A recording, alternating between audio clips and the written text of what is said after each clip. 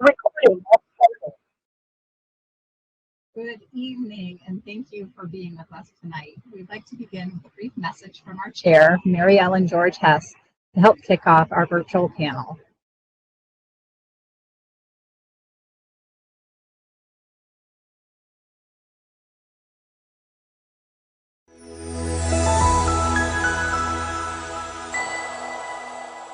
Hi, Mary Ellen George Hess here, and just so excited to be part of the Distinguished Women program. I've been on the board of trustees for Northwood for like the last, I guess, 5 or 6 years.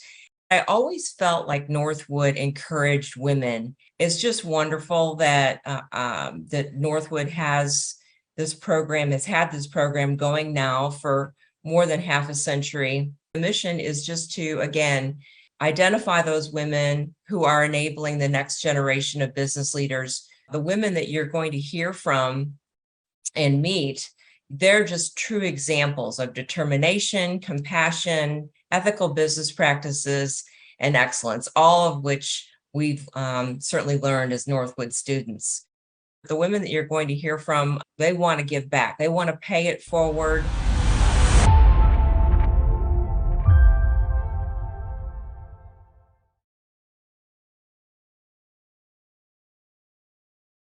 So Mary Ellen certainly wishes she could have been here with us this evening, but wishes everyone a wonderful, thought-provoking, and inspirational evening together. And so on behalf of Mary Ellen George Hess and Dr. Mary Ellen McPhee, Chair and Co-Chair of the Distinguished Women's Committee, I would like to welcome you to the Boss Ladies Leadership Panel. Northwood University has been honoring distinguished women since 1970. Women who have had inspiring careers and have impacted their communities in significant ways. Women who believe in the Northwood idea of freedom and personal responsibility. A big welcome to our diverse audience attending this evening, our Northwood community, students, faculty, staff, and alumni, prospective students, and community members. Tonight's panel discussion will include 5 of our 6 Distinguished Women honorees from the class of 2022. These amazing women will share their thoughts about their own leadership journey and how they became successful business leaders. I'm Dr. Lisa Fairbairn, Assistant Vice President and Dean of the DeVos Graduate School of Management here at Northwood University, and I am thrilled to be the moderator this evening. For over 25 years, I've had the pleasure of teaching and getting to know many Northwood students. I think I have a pretty good pulse on the kinds of issues that are top of mind, and I'm confident the topics we will cover this evening will be of interest no matter where you are in your career path. So I would like to begin by introducing our distinguished panel. Carolyn Clifford Goss is a news anchor with WXYZ TV here in Michigan. Nicole Glenn from Texas is the founder and CEO of Candor Expedite. She's actually in transit in an airport, not as planned, but we are so very grateful she'll be able to join us by audio tonight. Grace Wong is the president of Cox Automotive Inventory Solutions in Georgia. Wendy Steele is the founder and CEO of Impact 100 here in Michigan. Also from Michigan is Sonia Weston. She is the founder and CEO of Your Premier Travel Service and founder of the not-for-profit Young People Travel Global Edge. A 6th honoree, Junia Doan, is unable to join us tonight. She's a journalist and producer of The Spark and is president of the Herbert and Junia Doan Foundation here in Midland, Michigan. We look forward to formally honoring all of these women next month at our Distinguished Women's Gala, which you will learn a bit more about at the closing of our panel discussion. So for tonight's program, I will ask each panelist a question to discover what some of their key challenges and successes were as they progressed in their career. We know that women represent about 54% of the U.S. workforce, but only hold 35% of senior leadership positions. So hearing from these women about their own personal journey should be both informative and inspiring. So we will start with Carolyn. You've got the first question. I'd like to begin by asking you about your leadership journey. Has your career been a ladder or more like a jungle gym? Can you explain your path, including your range of jobs or careers that you've had and lessons you've learned along the way?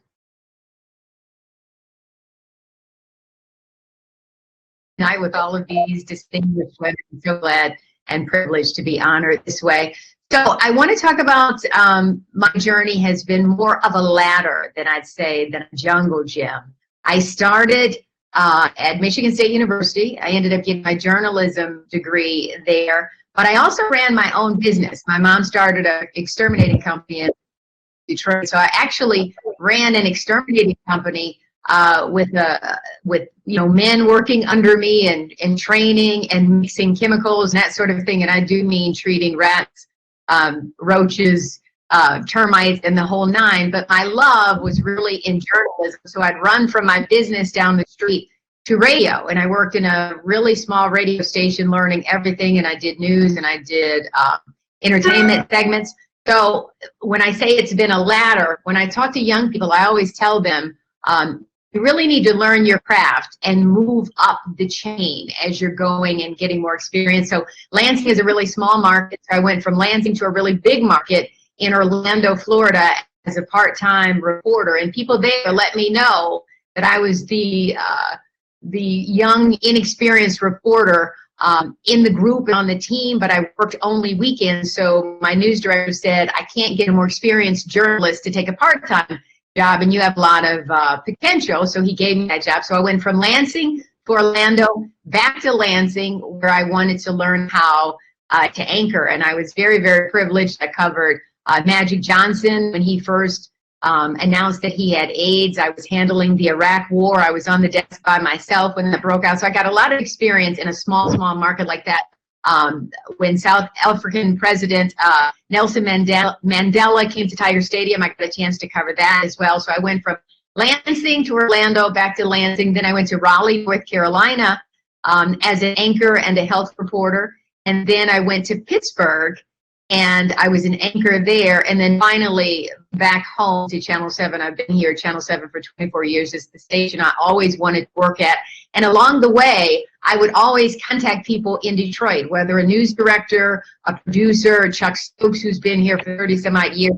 And I would always say, hey, can you look at my work and tell me what I need to work on? I really, really want to work at Channel 7. I want to hone my skills so when I walk in the door, if I'm lucky enough, I want to be ready. And people would tell me, give me tips and say, no, you're not quite ready. Go work on this. Go work on this. And I did that because back in the day when I was trying to get to Channel 7, there were never any new reporters. People stayed here forever. And so when you'd see a new reporter, it was like, wow, they hired someone new. Oh my God, how did they get in the door? You had to take a writing test. It was very, very, very competitive. And so fortunately in 1998, I got the call and came home. And like I said, I've been here ever since. And I always tell young people this too, because young people always want to know, well, you know, what kind of hours do you have to work? And do you have to work on weekends? And do you have to work mornings? And do you have to work on holidays? I did whatever it took. I'd come in early. I'd stay late. Many times I would start in the morning and not get off until the evenings. But I did whatever it took for me to get better and to move up the ladder. And that has certainly worked for me. And I know we only have 2 to 3 minutes to answer. And so I won't take any more time. But yes, it's certainly been a ladder, and I'm so happy that I started in business, running my own business, and then moving to what I really, really loved, which was journalism. And last thing I'll say is I wasn't concerned about money. I was concerned about doing what I loved, and it has certainly worked out for me. Thank you so much, Carolyn, for sharing your very interesting and successful career path.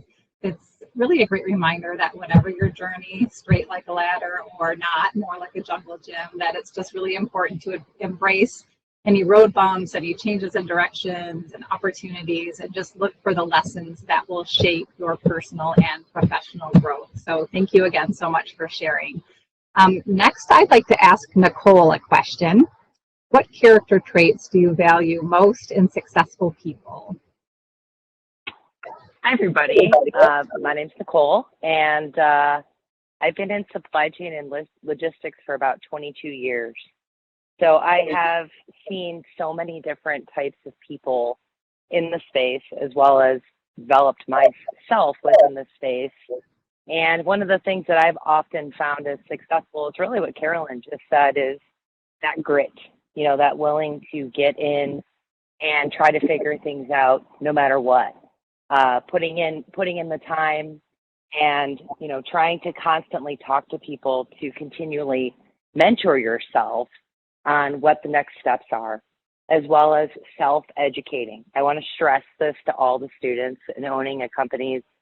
For the past 5 years, I've noticed that it is a challenge for people to consistently spend time developing themselves. We spend so much time in school, and then in college, and then we're constantly required to keep learning what's going on in our industry, to keep understanding, what's relevant to our industry in the leadership space. And so constantly coming together and reading, joining different seminars like you are tonight to really understand and listen to people consistently develop themselves is very important in order to do that. And it's just something that I noticed that we get busy in life. We have families and things that we are constantly pulled in so many different directions. But that consistency of development is so important alongside of that grit and determination to continually improve and make ourselves better. And I apologize, I'm literally getting into an Uber at this moment, so I apologize for my the noise you're going to hear for a second. But that has ultimately been what I've seen of success. Thank you, Nicole, so much for sharing that reflection.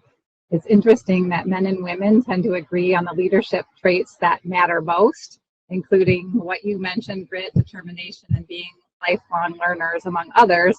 But it's probably not too surprising that some traits are much more true of men than they are of women leaders. So thanks again for sharing that. So let's move to Grace. Could you please share with us who in your life has most inspired you on your path to success, and maybe how that inspiration has impacted the way that you lead others? Yeah, no, and I think it goes back to grit and determination. So I'm second generation immigrants, immigrated with pretty much nothing to this country. They worked really, really hard to make it in this country. And, growing up and seeing that, it made me want to achieve. And it's just kind of that grit, being able to, no matter who says or you can't do something or there's a glass ceiling, and wanting to race right through it. So, I grew up in North Carolina. It wasn't a very diverse town that I grew up in. A lot of my classmates still picked tobacco in the summertime. So it was still kind of rural during that time that I was growing up there. And so I had to dispel a lot of notions about a lot of people had never seen Asians before me. I was one of few in high school, the other being my sister. So, I had to represent.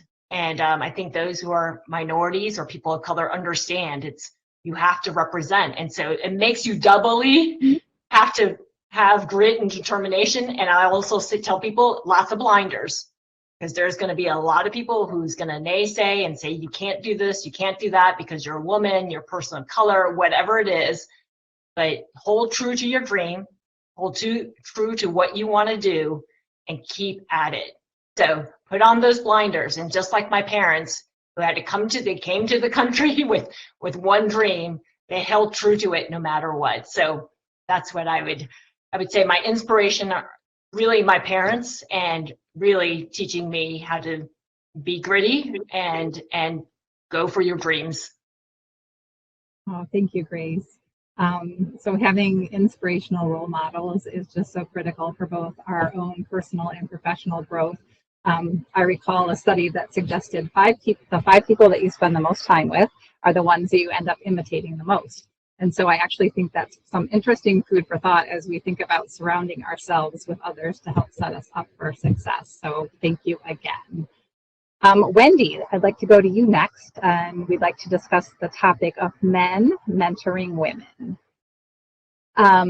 For various reasons, more men are in leadership roles today than women. That gap is closing, but what can we do to encourage more men to mentor, coach, and sponsor women in their careers?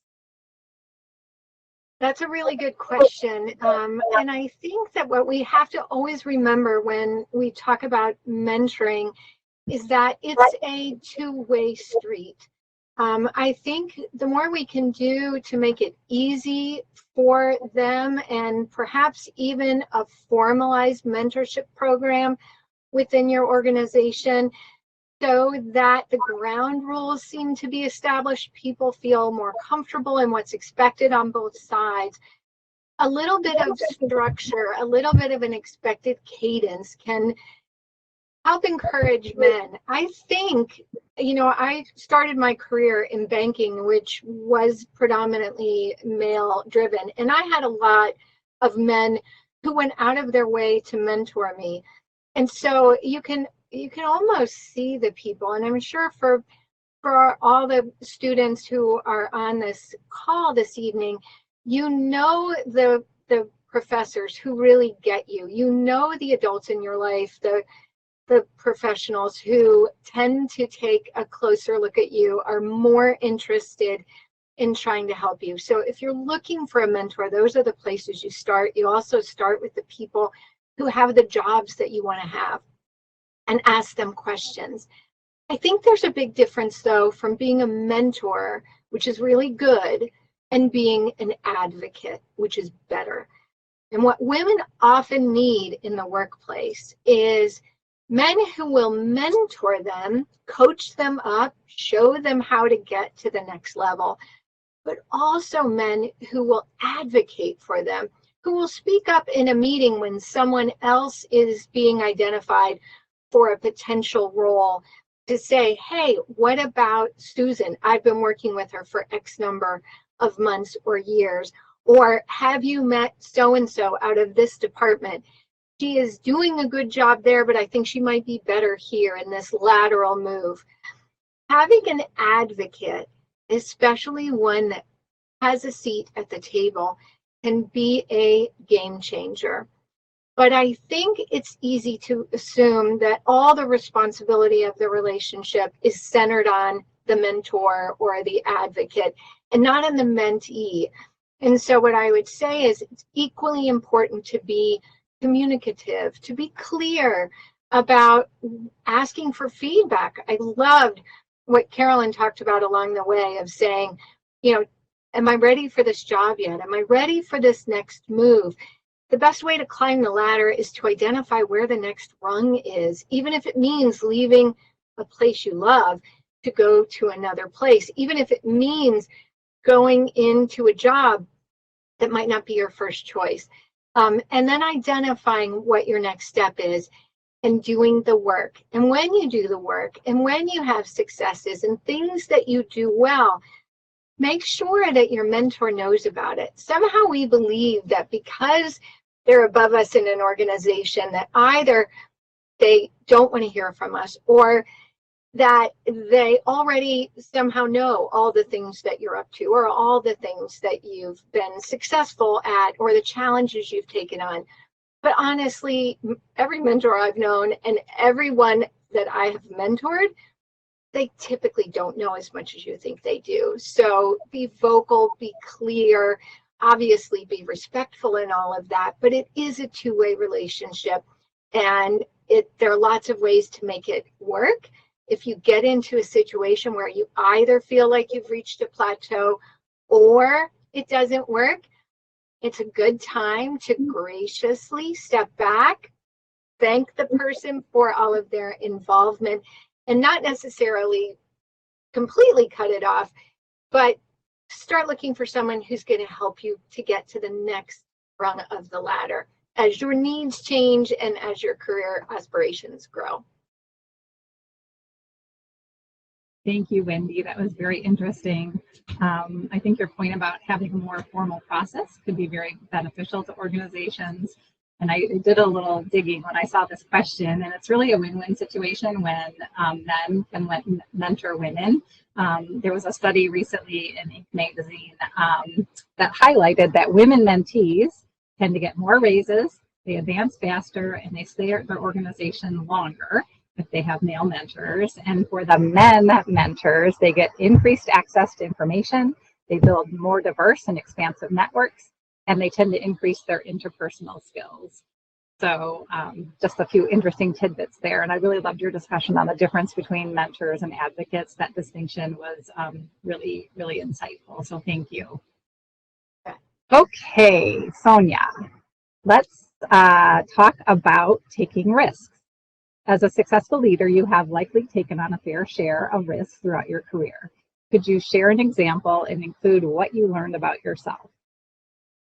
Well, thank you for this question. When I hear this question, the first thing that comes to mind is I know that we all have to take risks before we actually grow. I mean, if you don't take risks, then you don't grow. And I had an opportunity to experience this watching my mom as an entrepreneur, where she continued to take on extremely challenging opportunities, but she enjoyed the ride. And she would tell me, she said, Sonia, you know what, elevate yourself so that you know that you're going higher. And to do that, you have to take risks, but also enjoy the ride. You need to have small wins in between.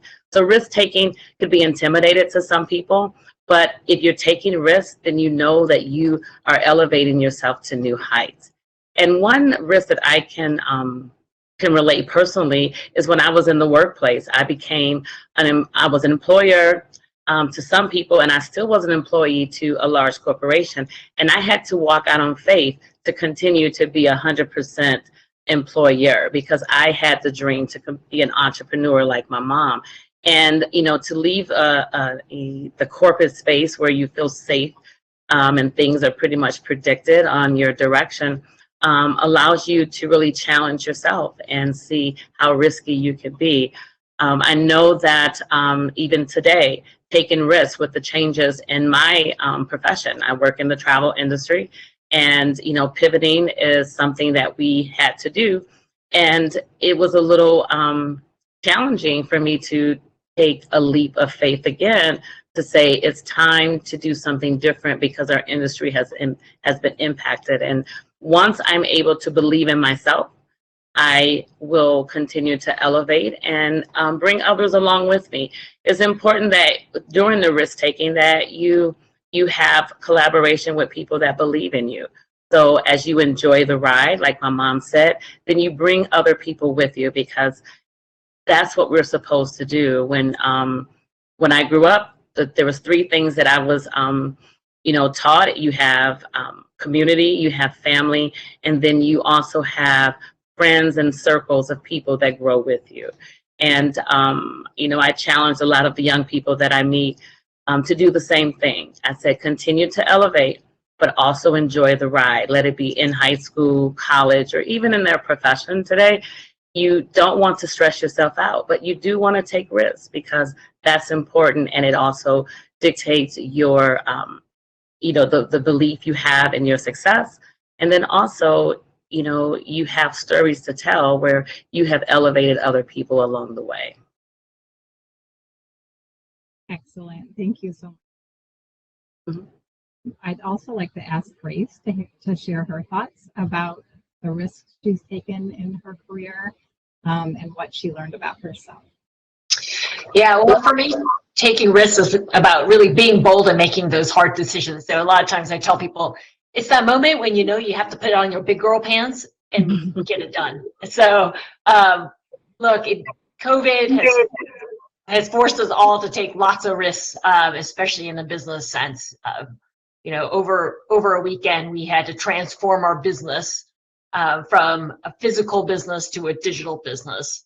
And it takes lots of planning ahead of time, though, for that moment.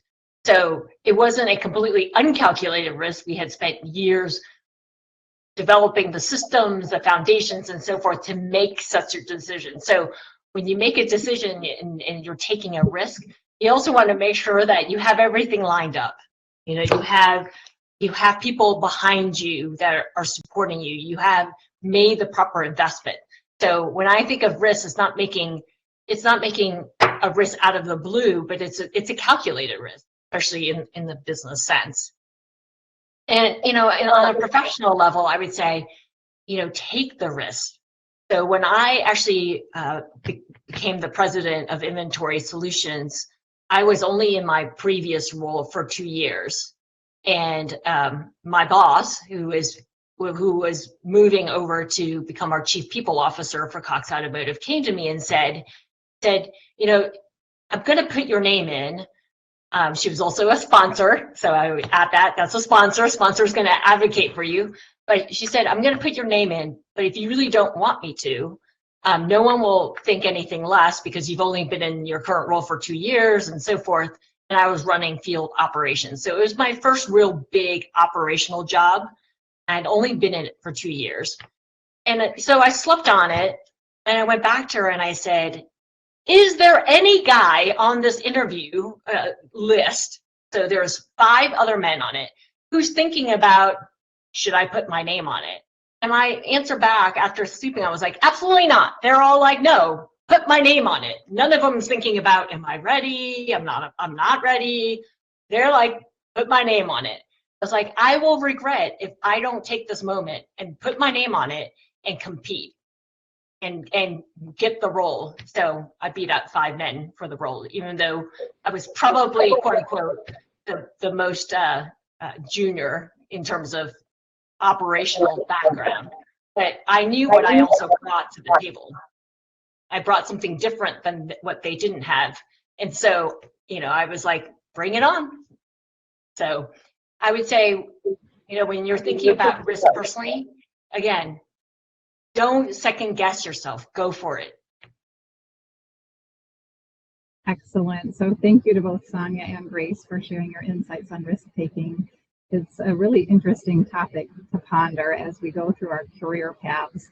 KPMG's latest women's leadership study found that 89% of women are willing to take small risks to advance their career, but only 43% are willing to take the bigger risks that typically bolster careers. So thank you, Grace, for encouraging us to take that calculated risk. Okay, so let's turn now to Carolyn. Who in your life has inspired you the most? Can you tell us more about that person and how that inspiration impacted your career? Absolutely. So the number one person who has inspired me is my mom. And you heard me, or I don't know that you heard me say, my mom is 92 years young and she lives with me. But the reason she's inspired me so much is that my mom grew up in Mississippi and she was one of 10 kids and they grew up on a farm. And so my grandmother and father, grandfather, should I say, ran this farm in Mississippi in a place called Keokuk, Mississippi. And the land was actually owned by John McCain's great-great-granddad. And there was a lot of racism in Mississippi back then. And my mom's 2 brothers almost were lynched in Mississippi. And my grandma had to actually send them on donkeys to the next town over to catch a train to Chicago. And then as a Black family, we ended up losing our farm in Mississippi because my grandmother knew that people of the KKK would come back until they found her son. So my whole family migrated north to Chicago. And my mom always wanted to be a nurse. But when you come from a place like Mississippi and a big family like that, there was no money left for my mom to go to college and become a nurse, even though she was accepted to Spelman College. So my mom ended up getting married to my biological father, his name was Martin Cliff. He has passed away. And he brought her to Detroit because he got a job in the auto industry.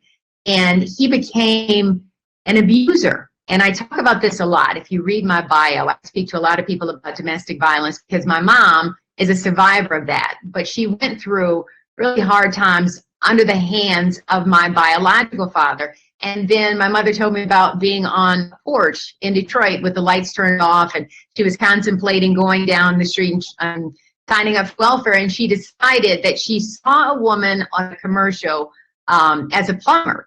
And she thought, well, there must be something that I can do. Fast forward, her brother helped her launch an exterminating company out of the trunk of her car. Gold Star Exterminating Company was born. My mom had, and we're talking about in the 60s, she had her own building, she had a fleet of cars, she had men who worked under her.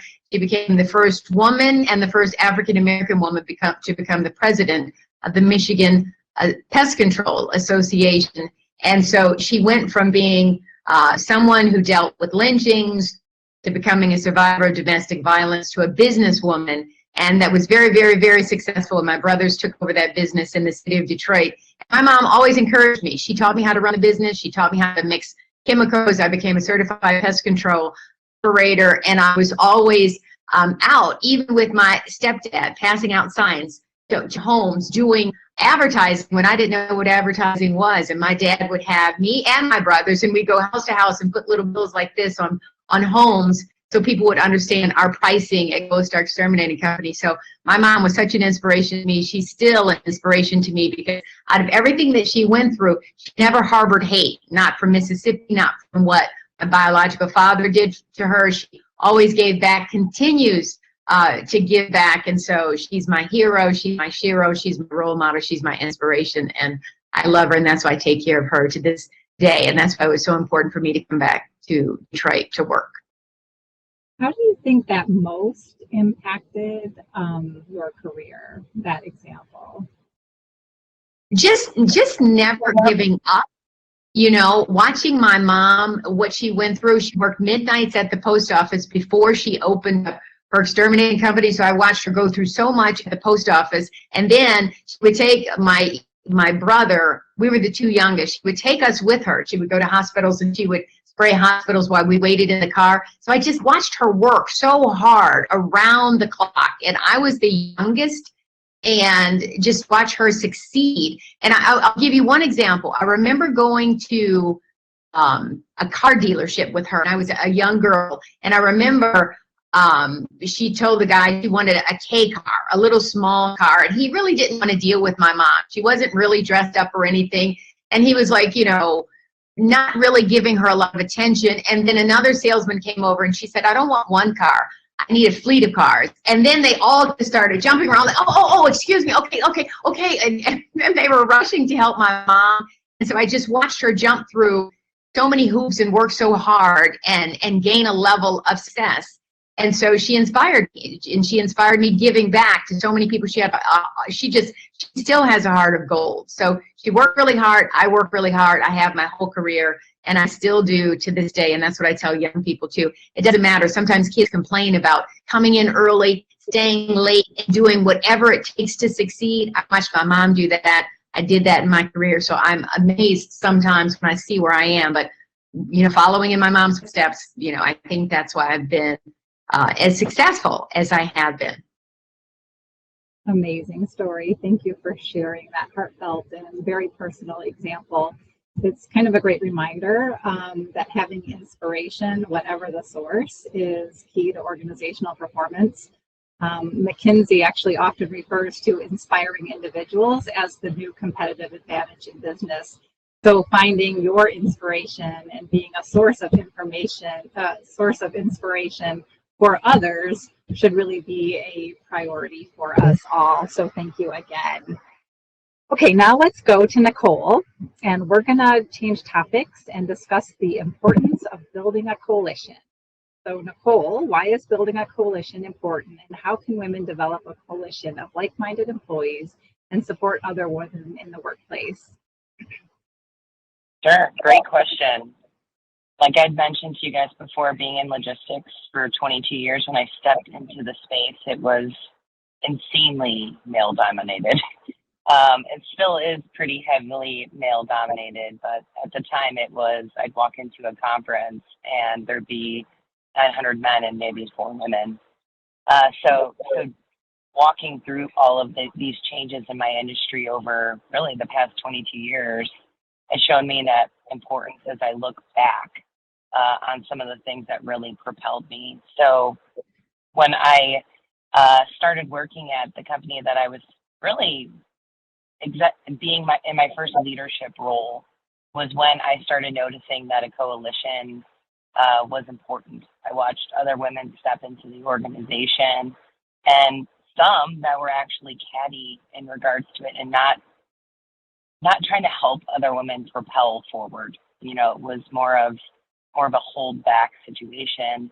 And then I watched others come in who actually went well beyond the others that did not want to be a part of the coalition, to come together and really work together and educate each other. We started a group, we called it Operation Mojo.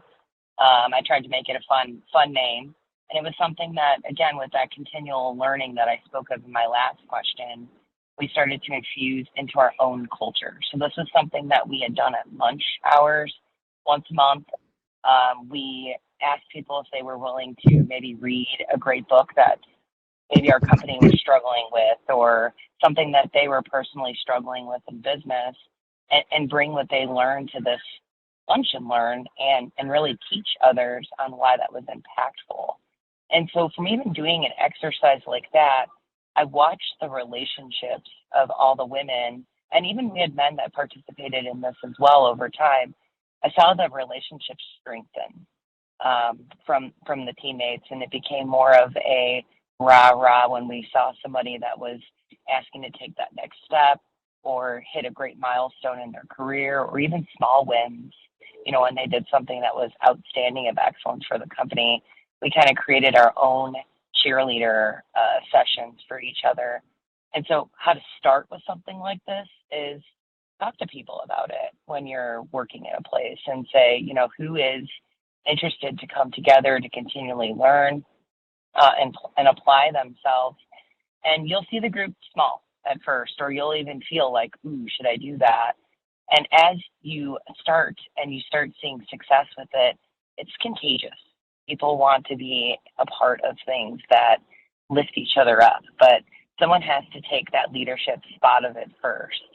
So trying something new is never easy, but it's staying at it and trying to bring that cadence to it, so that way you can get lift. And this is something that I've been doing throughout my entire career. I have a coalition panel. It's actually called Ladies Leadership Coalition, which is 6 women who are in my space, that we've come together to create a podcast network as well as video network, to help lift and inspire other women and men that are in our space to keep taking those additional steps. And the funny part about it is, running it, you would think that I'm focused on helping other people share their stories and other people grow. But as I'm doing that, I'm starting to learn more and more. And even like today, listening to these other women's stories on what they've combated in their life, or, you know, trying to climb their ladder, sharing all of that experience just makes us stronger as a group. So you end up learning a lot more than you'd even think by hearing other people's journeys. And it's been very impactful. So again, just to say, like, ask people, you know, don't be hesitant. It doesn't have to just be females. It's really the whole group. Ask them if they're interested in starting a group that wants to take the next steps. You know, host mini sessions, host a happy hour. It doesn't have to even be during work hours. And as you continually build and start making those relationships, you will see that climb. And then someone else then brought up a great point today, and I don't remember who it was, about advocates. Leadership takes notes of those types of things. They see and understand the individuals that are stepping out to create these things. So what ends up happening is leadership starts to become interested in that group of people that want to continually press forward. So they might poke their nose in a little bit more. They may ask you to do something uncomfortable and maybe present to your whole group. Keep doing that, so that way you can then develop the advocates, you know, that are in your organization on the management and leadership side, because that is so true. And once you're identified as kind of that shining star that's constantly developing themselves, you'll see yourself continually climb. So thanks, Nicole. Those are really great insights and just really meaningful advice. I love the point when you said it's contagious. You just got to get started and stay at it. And I really love that coalition panel podcast idea, and you bringing it home that this doesn't just have to be a women-only initiative. So thank you so much. So Sonia, I'd like to ask you the same question. What are your thoughts on developing coalitions and supporting women? Well, that's a great question. And being a woman that is currently in a male-dominant industry, I know how important it is to have a group of allies that can support you and then also support other people. I know in our industry, I'm a part of a group called the Female Leaders in Travel. And within that group, we're able to not only support and educate women that are challenged in this particular industry, but it's also preparing them to take leadership roles in our industry as well. And I know that our industry is not that bit different than most industries, well, where that is the case. So it's really important for women to not exclude men, but know that other women can actually support, and they may have walked in the same shoes as yourself, and you are able to collaborate to grow. Also, you know, when we talk about growing, being able to identify what mentors that you need to elevate yourself. So for example, I like to look into myself and decide, okay, I need to identify areas that I need growth. And from there, I'm able to select mentors that can help me. And we allow ourselves to grow together. We allow ourselves to go to different seasons that we can identify, because a lot of women don't identify their weaknesses because they feel as if that's, you know, a negative thing. But identifying weaknesses and then actually overcoming them is really important. And sometimes we need other women to assist us with that because they see us from the outside. You know, being a female and being a confident female that, you know, my jewels or my knowledge can impact someone else. When you're able to learn to share that, and then also give them the roadmap, not only, you know, they say that some women may, you know, are sensitive or they complain, but most times we're not able to really identify it and allow people to assist us. And that's one of the most important things. So, you know, coming together, collaborating with other women in your industry, or those that are just wanting to step out and do other things and grow in that area. If they have a support group, if they have someone that is assisting them with relaxing, resetting, and elevating, then we all can benefit from that. Thank you so much, Sonia. Your point about needing allies to support leaders. Also, more broadly in their, I think, is a concept. And I'm really glad you brought up mentors. We will address this topic more fully in just a few moments. But before we go to mentors, I have a question for Wendy on supporting one another. But this one is more specific. What can men do to help create workplaces that are more equal? And what can women do to that effect? Sorry. That is a really good question. You know, I would say, first and foremost, if men and women want to help women reach a new height, there needs to be some authentic buy-in from the top. Anytime you look at shifting company culture, its best avenue for success is making sure that from the top of the organization, there is sincere and authentic desire to change. From there, I think it's a matter of opening the conversation that involves as many stakeholders as you can get to the table, to really take a look at what's working, what isn't working, how did we get to where we are? Sometimes, you know, the old saying of we've always done it that way. When you're the newcomer, you don't know why it's culturally ingrained the way it might be. And understanding history really helps you to change the future. Collaborating to bring both men and women together to fully understand how the company got to where it is, who the players were, who came before you. And those are the best clues on how to make a change. When you do your homework like that, it goes beyond reading what HR is telling you. It goes beyond reading a mission statement and a vision statement. It's really understanding the culture, the DNA of an organization. Because when you understand that, you understand the why, you understand the history, we're going to assume positive intent. And at this moment, the leaders, or whether it's a division head or whether it's the CEO, needs to really understand what's happening and how to make a move. From women's point of view, asking the right questions, doing homework, and then proposing solutions so that you're not simply complaining. You're not just noticing. You're not just calling out the sort of black eye of whatever might be happening in the company, but you are honestly assessing it. You're doing your homework and you have a way to make it move forward.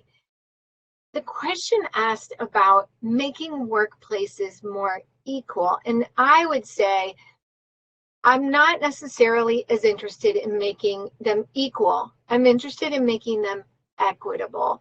And there's a difference in those two words. And it really comes down to how can we create the kind of environment that where both men and women can thrive, and where people from every background and every ability can thrive.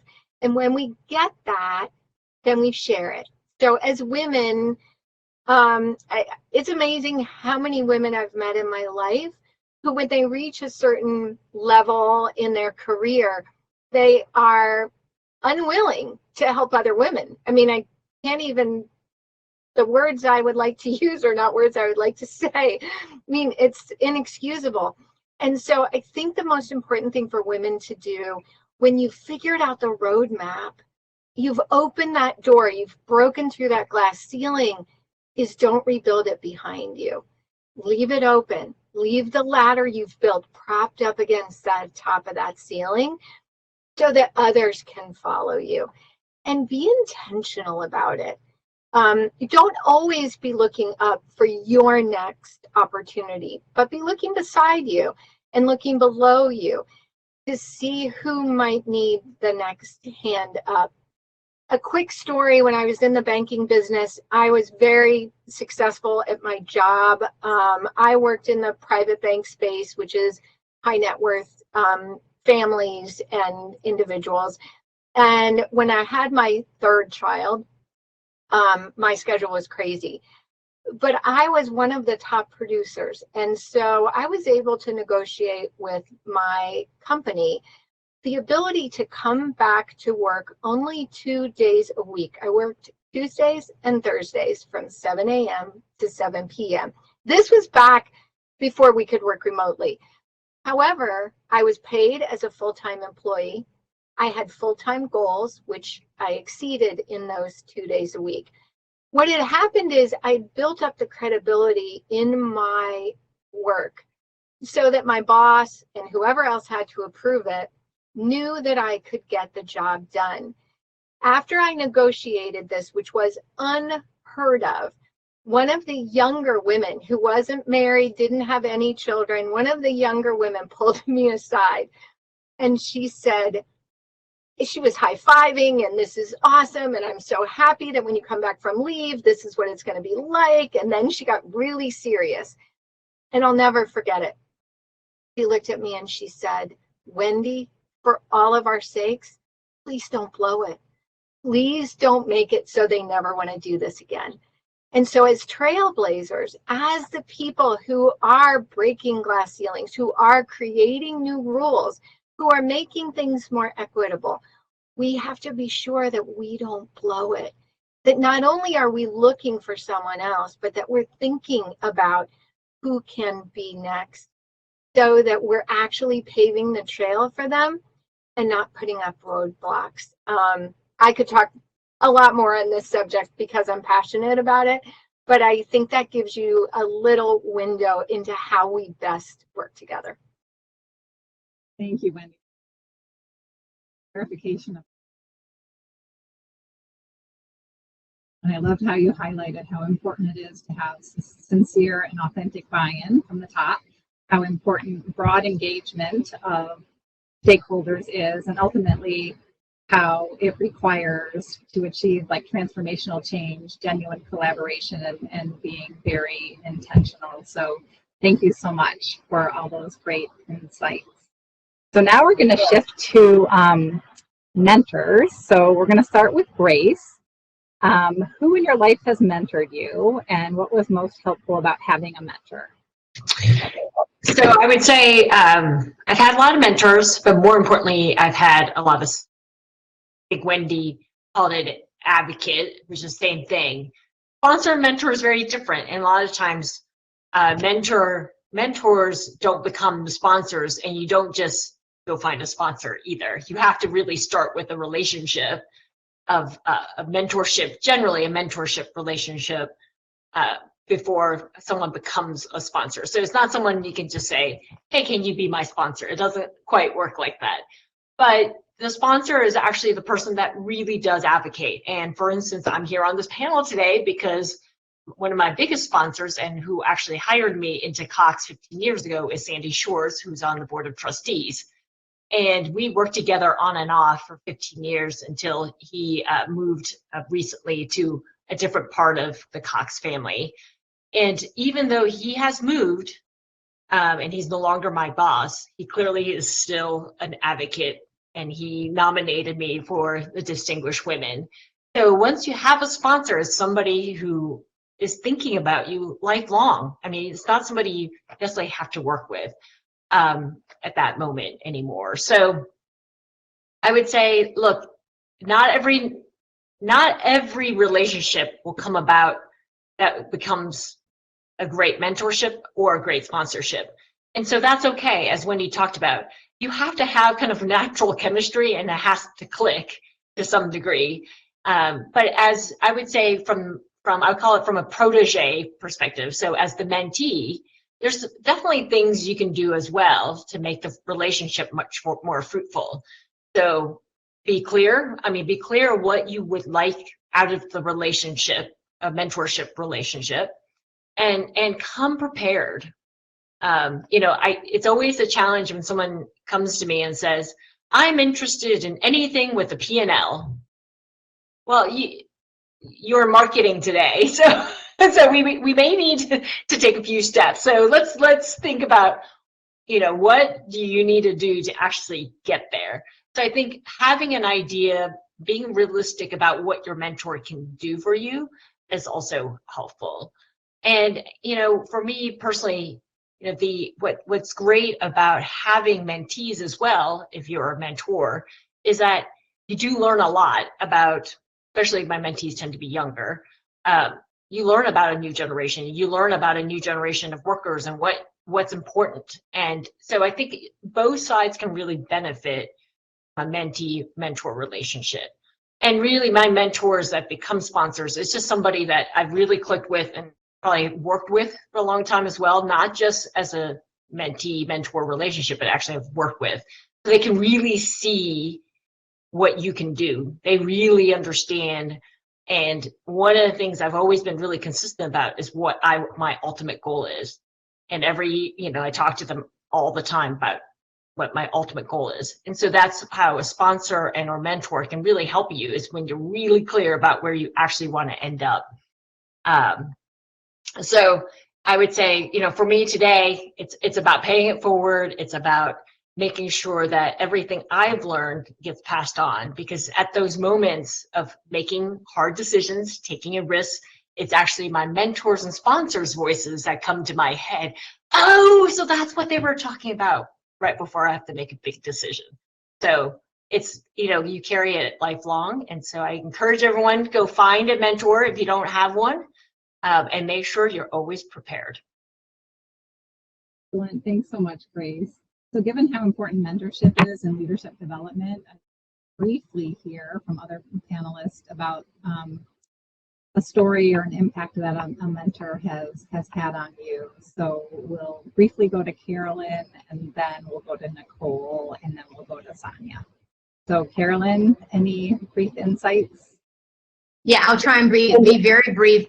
In my very first job in Lansing, I had a male news director by the name of Ross Woodstock, and he put me on the air as an intern, and he was just always my biggest cheerleader. I don't know if I would call him my mentor, but he taught me so much, and I would literally send him something on Boss's Day every day, because he was really tough, but he taught me so much and it advanced my career. And I remember even when I was going to give up on my career because of challenges in a relationship, he was like, whatever you do, do not give up on this career because I know you're going to go far.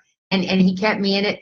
And one last thing I'll say, I know everybody keeps talking about male mentors, and I know in certain industries, men are very, very important. I know in my career, and there's not enough time for me to go through it, I saw some really challenging relationships when men were in charge of women. But here at Channel 7, my boss who hired me, my former GM, Grace Gilchrist, she was one of the few female GMs here at Channel 7. She was a big mentor of mine. I mean, she would tell me, Carolyn, there are women who are older than you in seats that you want, but always remember to show them their respect, because if you were ever lucky enough to be in one of those seats at their age, you want the same respect. And then I had a program director named Marla Drutz.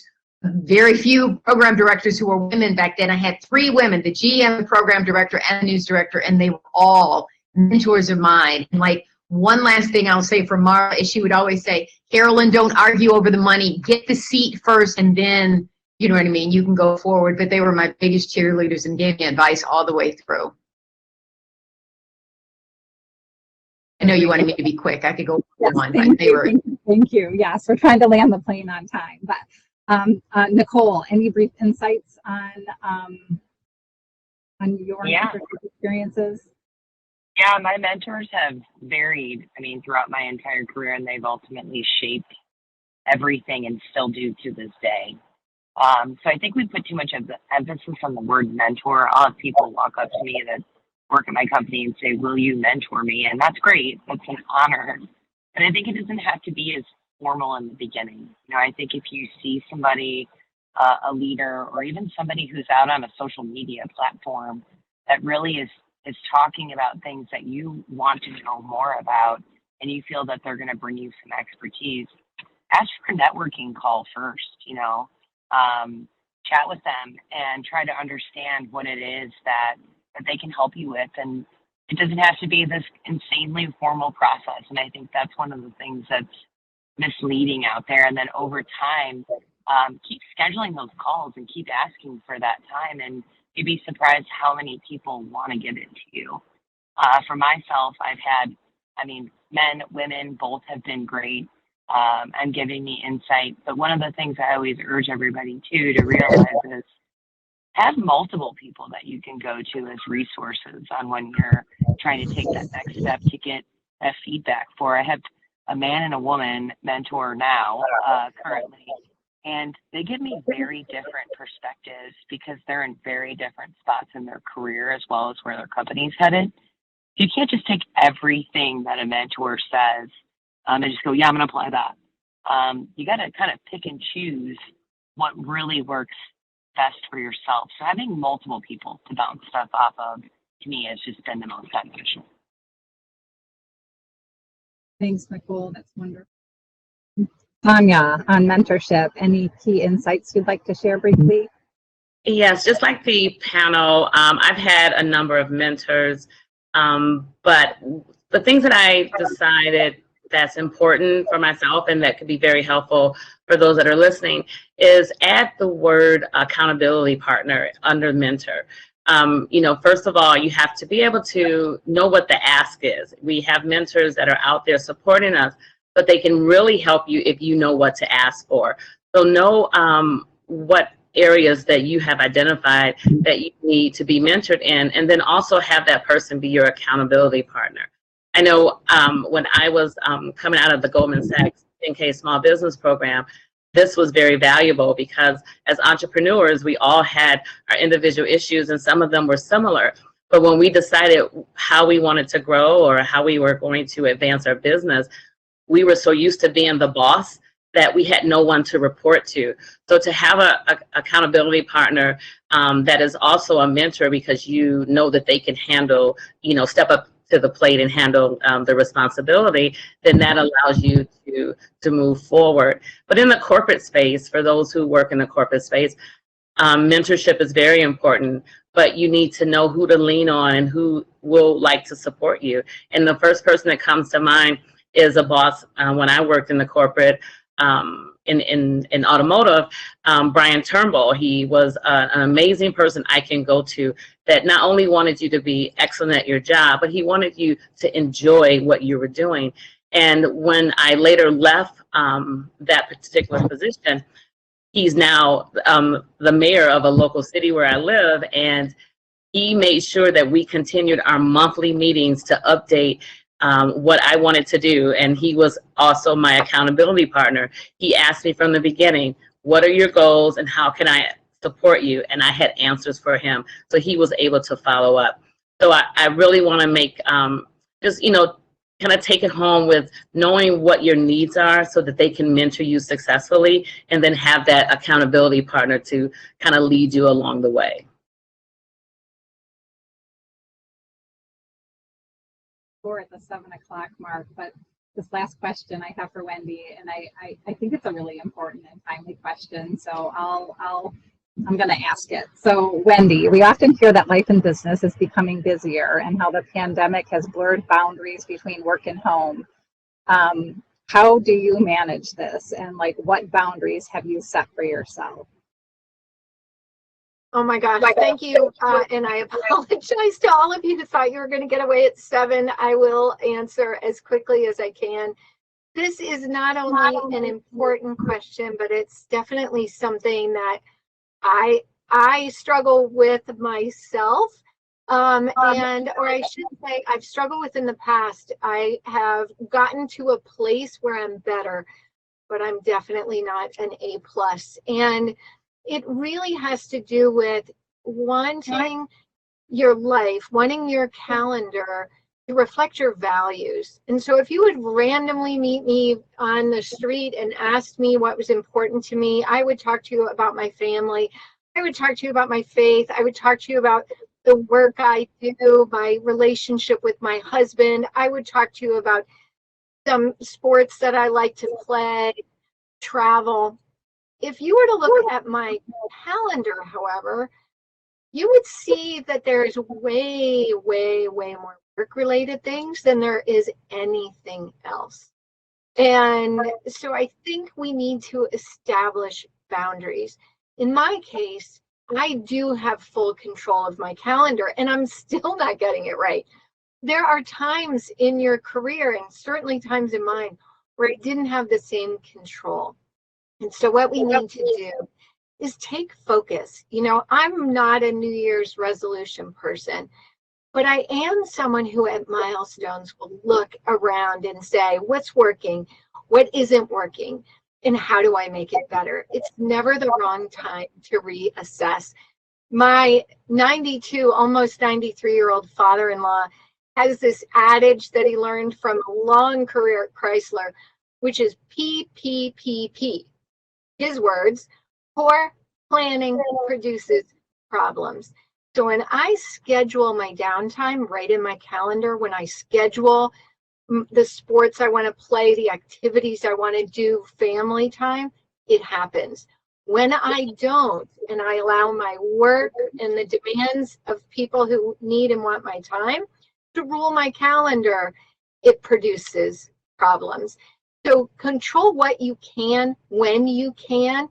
And remember, sleep is probably the best thing you can do for your health. And so is getting this balance. You will be a better employee, and you will be a better friend, partner, parent, sibling, or child. Thank you, Wendy. That was such powerful. Thank you for sharing your approach to boundaries. And a big thank you to all of our panelists for your participation tonight. It was an absolutely amazing and inspiring evening, and I was just blessed to be a part of it. Our panelists are being honored with a Distinguished Women's Award at this year's gala on October 15th at the H Hotel in Midland. We encourage you and invite you to join us. Tickets can be purchased online at on our website that is shown here. And we hope as many of you that can attend will attend. It's sure to be a great evening and a networking opportunity to meet these amazing 6 women. So I think that's a wrap. From all of us here at Northwood University, one more thank you to our panelists and to our attendees this evening, and a big farewell and good night from America's Business School. Thank you.